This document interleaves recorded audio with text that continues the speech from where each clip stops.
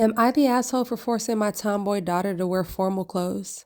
Okay, so my family is Indian American, but I like to think I'm pretty progressive. I, 40 female, have a son, 16 male, and a daughter, 15 female. My daughter has started to become a tomboy over the last 2 years, despises feminine clothing and style. Even though it has definitely been an adjustment in my perception, I've always tried to be as supportive as possible, and I let her pick her own clothing and only eliminated anything that was graphic or inappropriate. However, my niece was getting married in a traditional big Indian wedding. While generally all girls would be wearing formal, traditional Indian dresses, I dropped it after asking my daughter if she wanted to wear that, and she said no. When I asked her what she wanted to wear, she said that she was going to be wearing a t-shirt and slacks.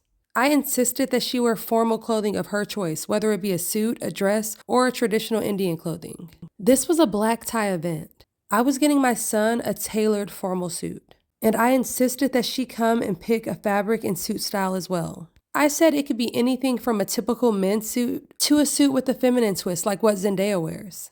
She got angry and said that I was constricting her expression. I think she'll have to wear formal clothing in other points of her life, whether it be work or other formal events. She can express herself however she wants, but dressing appropriately for the occasion is a necessary skill. At this point, the wedding has been postponed, but I still want her to wear a formal outfit, and she's still mad about it.